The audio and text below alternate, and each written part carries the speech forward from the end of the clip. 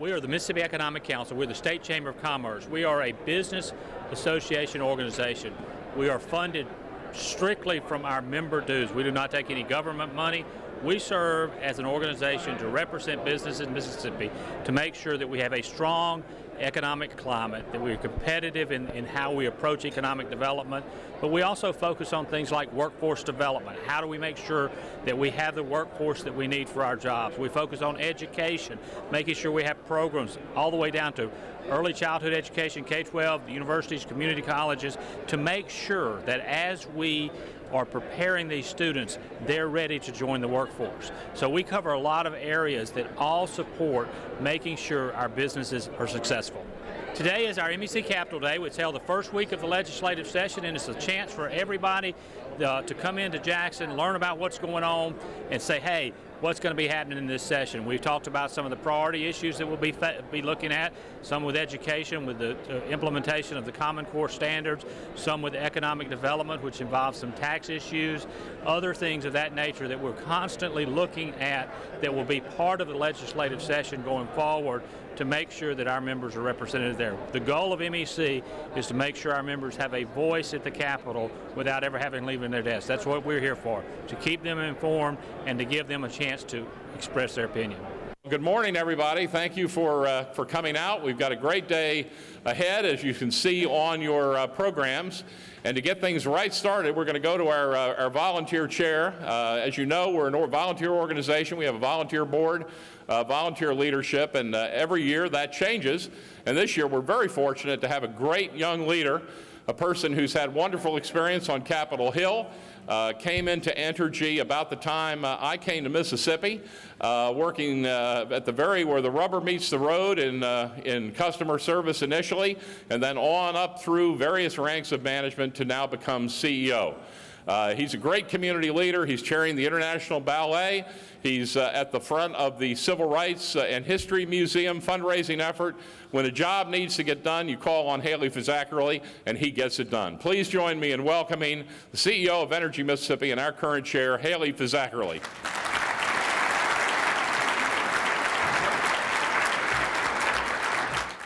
This is one of the more popular events, Hobnob and also Capitol Day. And, you know, it reminds you a lot of things. We're starting off a new year. But what it also reminds you of is the public-private partnership that's in this room.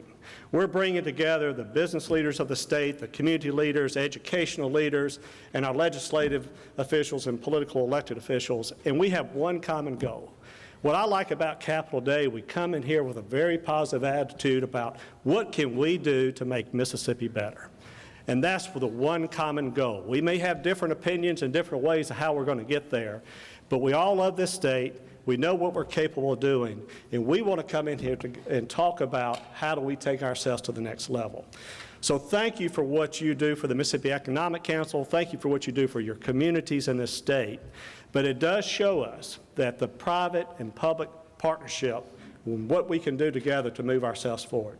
So we have a very full agenda for you today. We're going to be here today, and we'll be moving over to the Capitol, and Blake will go over all of that with you. But I just wanted to take a moment and thank you for your support of MEC, and more importantly, for the state of Mississippi. Thank you. Well, thank you, Haley. And of course, we're in the midst, as you know, of implementing Blueprint Mississippi. And everybody says, well, my goodness, Blake, how long are you going to talk about Blueprint Mississippi? Well, I've got 6 years left before retirement. You're stuck for another 6 years. And the reason is, this is the long-range plan. This is what we're using as the framework to determine the future of this state. All of you had an input into it. I mean, we had over 4,000 people from all over the state give input into the process. We had 1,000 stakeholders work aggressively on developing the goals and recommendations. And so in order to do that, we have to carry out a campaign. And to tell you a little bit about the progress we're making on that campaign is somebody who's relatively new to Mississippi, but who's rolled up his sleeves and taken on appropriately, as his home would suggest, a Texas-style attitude toward helping Mississippi move forward. The gentleman I'm going to introduce is Dan Rollins. He's the CEO of Bancorp South, and he took over as CEO from Aubrey Patterson, one of our longtime MEC volunteers and a past chair just about a year ago, a little bit longer than a year ago, and he's hit the ground running. And ladies and gentlemen, I will tell you that his willingness to chair this campaign and this effort will help put Mississippi in a place of greatest opportunity. So please join me in welcoming the Chief Executive Officer of Bancorp South and the chair of our Blueprint Mississippi campaign, Dan Rollins. This is a pivotal year for MEC as we put real booster rockets behind the implementation of Blueprint Mississippi. In 2011, Blueprint Mississippi showed what we could do as our area issue chairs, steering council, advisory council, and stakeholders, over 1,000 participants in all, went to work on a dramatic and broad-reaching research project. Chairing the effort was Commissioner of Higher Education, Dr. Hank Bounds, and the results were compelling.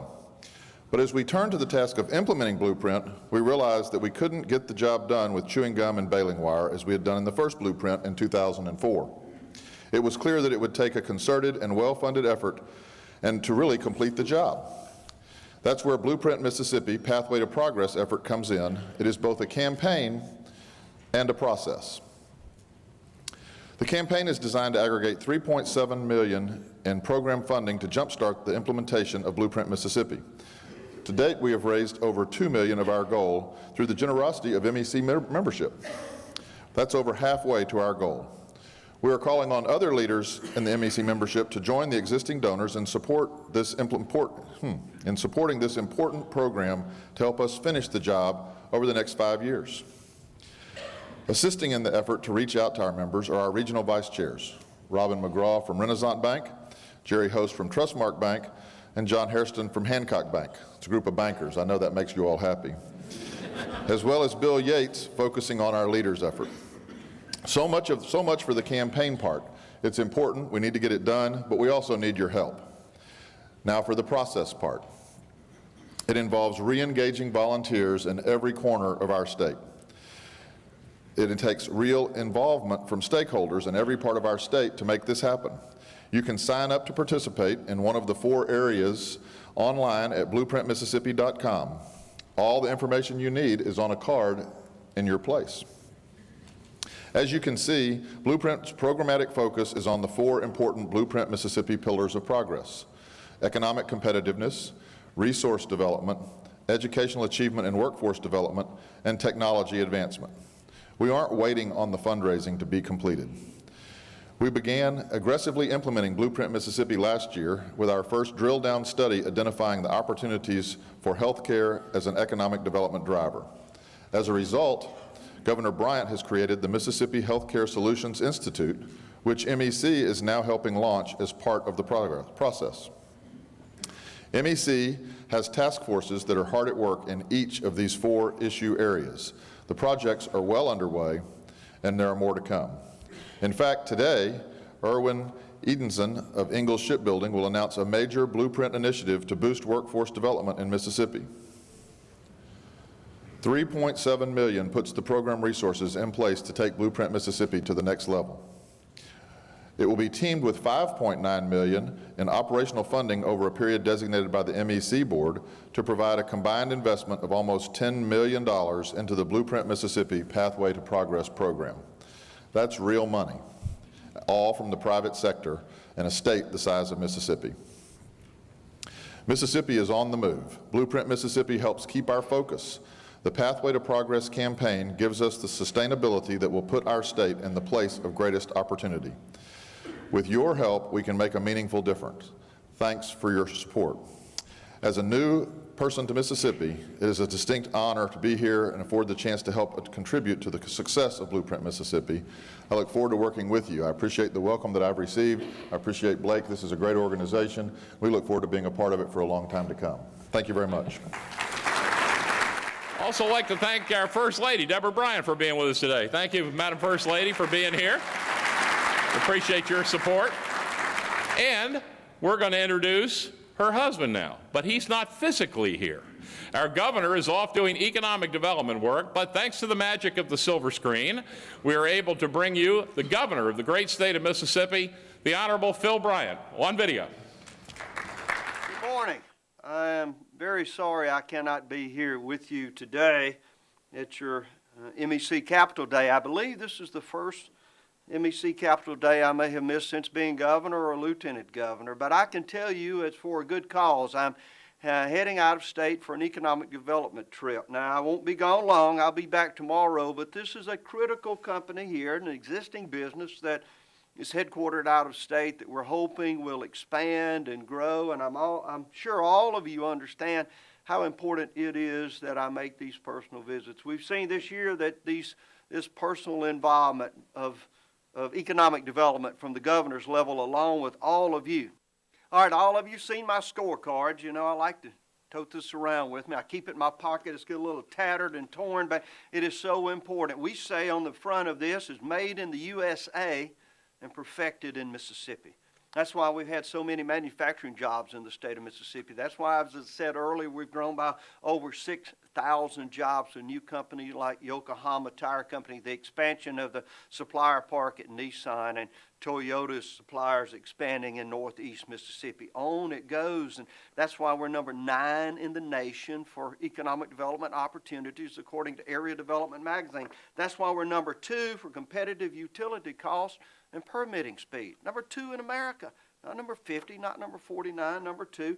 Number 5, best states in America for entrepreneurial success. That means our small businessmen and women do a better job than 45 other states. That's why, to my great satisfaction, Mississippi's gross domestic product has exceeded $100 billion for the first time ever.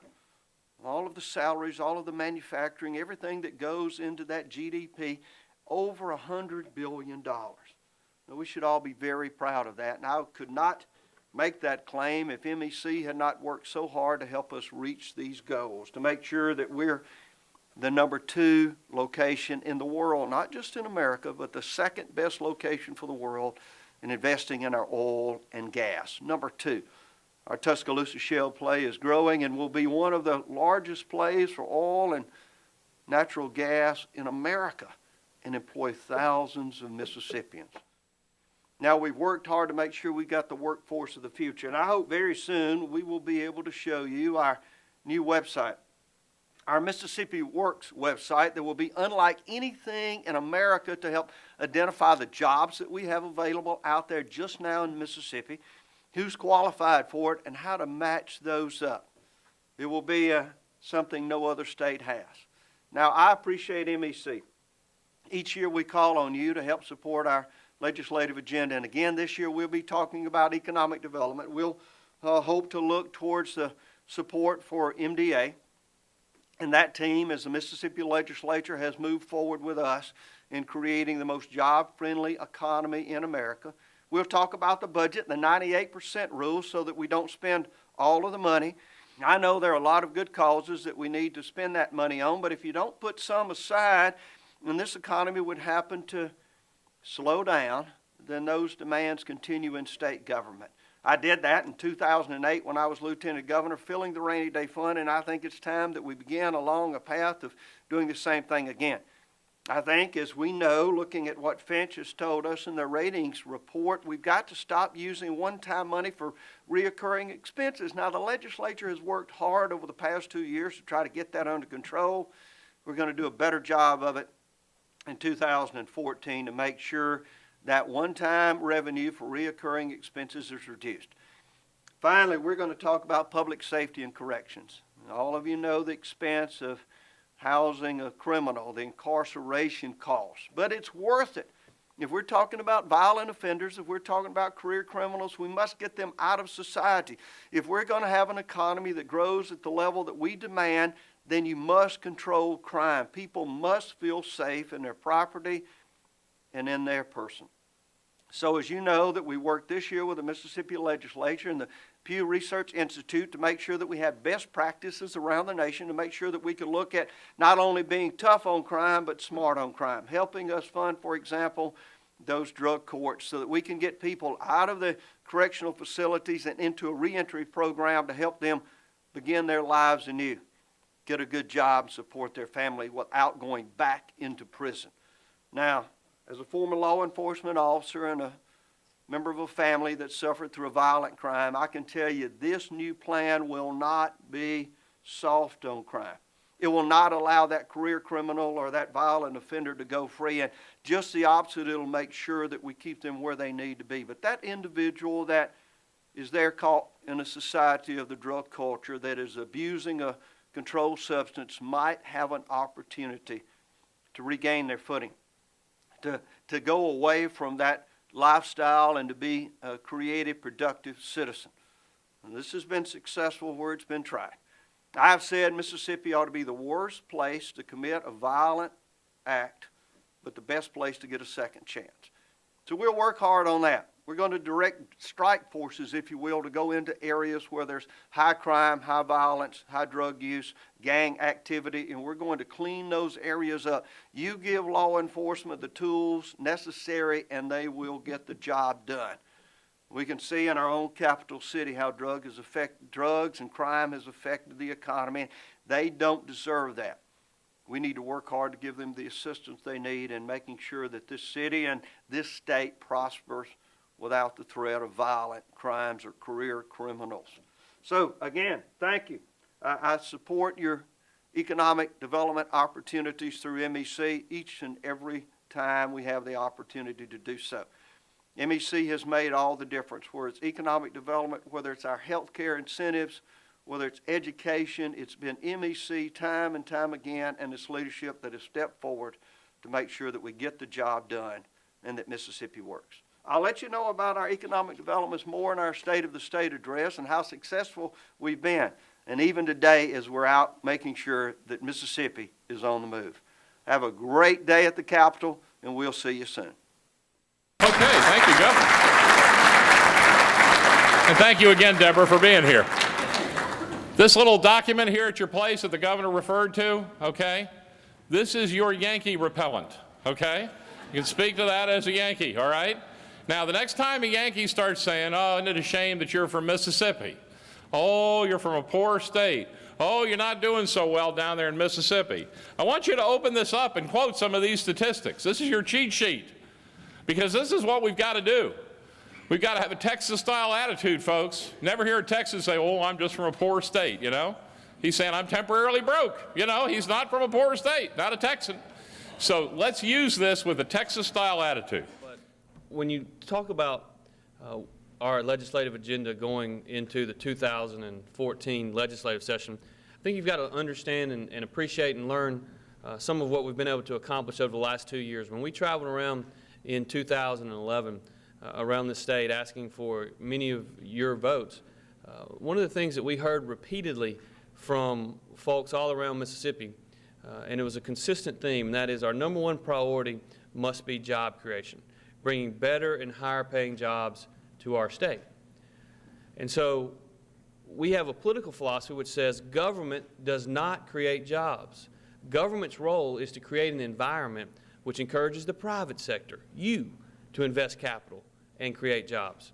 And so of the 6,000 bills that have been filed over the last 2 years in the Mississippi legislature, that's the question I ask every one of our senators.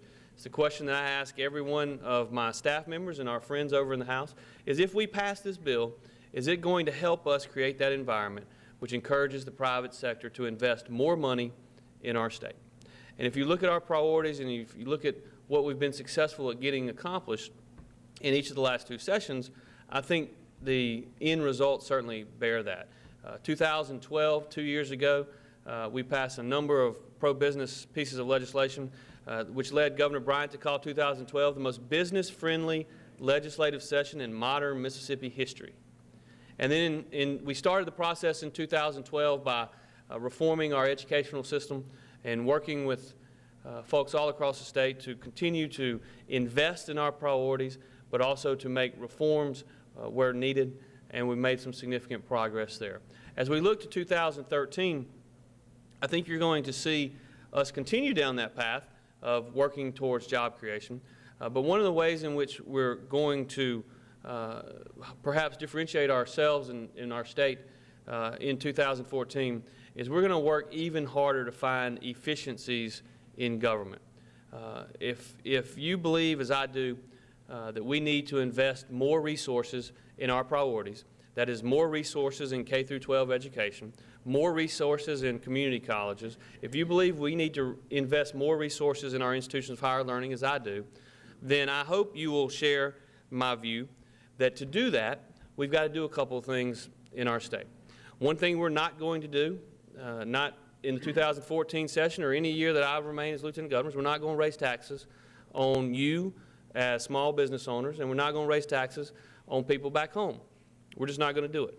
But what we can do is we can become more efficient with the resources that we're currently spending. One of the things that we did in the 2012 session, which we're going to try to do again in 2014, is we put a moratorium on new automobile purchases at the state level. We didn't do it because I don't like car dealers. We did it because we had 30,000 state employees and 7,500 automobiles. We have one car in state government for every 4 employees. So we put a moratorium on purchases of new automobiles. We saved $9.9 million in 1 year for not purchasing new automobiles. Now, the way I look at it, that's $9.9 million in the fiscal year 2013 budget that we could invest in public education. That's $9.9 million for that one decision alone that we can invest in public safety. That's $9.9 million we can invest in the other priorities of state government. You'll see us continue down that path looking for opportunities to make state government more efficient. One of the bills that we passed in the Mississippi Senate last year that we were not able to ultimately become law last year, but we're going to try again this year, is a bill which centralizes the management of state office space. If you look in the private sector around the country, there is, I am told, in the private sector, there is 1 employee for every 225 square feet. We pay rent, by the way, not only in our state office buildings, but also in office buildings around the capital city and really throughout the state. 1 employee per 225 square feet. The average in Mississippi state government, by the way, the average in state governments across the country is about 350 square feet. The average in Mississippi state government is greater than that. It's over 350 square feet per 1 employee. We're going to reduce that. We're going to have a centralized mechanism put in place such that we can save money on office space. We've got offices now in which they have 1 employee per 400 square feet, and they just doubled the size of their office space. It doesn't make sense. It's not efficient. Those of you in the private sector have made these kind of changes. It's not exciting. It's not sexy, but it's going to save us money. And if we save money in other areas of the budget, it frees up money for us to invest in our priorities. And it's something that I believe we all have a responsibility to do. We're going to continue. One of the things that we've tried to do over the last 2 years, perhaps it's a little different in the past, we believe that over the years, clearly the legislature's passed some bad laws, and that's a problem, but that's just part of the process. One of the challenges we've had is we've also seen over the last 15, 20 years where the legislature has passed really good legislation that ultimately did not get implemented in the fashion in which it should have. So one of the things that I've urged my committee chairman and spoken with the Speaker about is we've just got to do a better job of ensuring and monitoring the implementation of the good pieces of legislation, working with those in the executive branch, working with members of boards and commissions to ensure that the legislation that is passed, that is generally well-intentioned, is actually implemented and that we follow through. I see Dr. Wright here.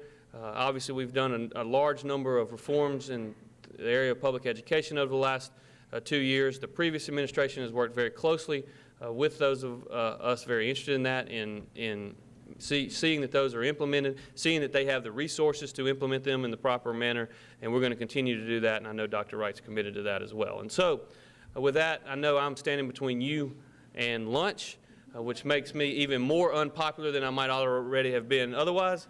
So I'm going to conclude my prepared remarks this morning by simply saying thank you for caring enough about our state to take a day off from work and come up here to the Mississippi State Capitol to participate in the Mississippi Economic Council's Capitol Day. I want to thank Blake and his entire team for putting this together, because I'm convinced that if we continue to work together, we can make significant strides. But I'll tell you this, I'm a numbers guy. I came from the private sector managing money for institutions and individuals. And so I'm a numbers guy. We have got to continue to quantitatively measure everything that we do in government. You do it in the private sector, we've got to do it in government. And we're going to continue to work with Blake and his team, work with people across this particular building, but more importantly, those of you in the private sector throughout our state, to ensure that what gets measured gets done. We're going to measure it, and we're going to make a difference in the long term for the future of our state. And the reason we're going to do that is because that's what my 3 little girls, and that's what your kids and your grandkids deserve from their government. Thank you. We talked a little bit today about the words that I've said many times in the last couple of years, and I heard in 2011, our #1 priority is job creation, bringing better and higher paying jobs to our state. But we have a political philosophy which says government does not create jobs. Government's role is to create an environment which encourages the private sector to invest capital and create jobs. And that's what we try to do on every piece of legislation that's filed in the Mississippi legislature. That's what we've done in 2012, 2013. We're going to do again in this legislative session. What do you see as the main priorities in this session? Well, we've got a number of things that we're looking at right now. We're going to ask that question, is any bill that passes is helping us create that environment which encourages the private sector to invest capital here in our state. We're going to continue our efforts to monitor and implement the reforms that we've had in public education. We're going to continue to focus on getting our budget under control. We've made tremendous progress as it relates to that. We're going to continue to get to a point where recurring revenues equal recurring expenditures, because that's what folks back home do in their annual budgets when they're sitting around the kitchen table.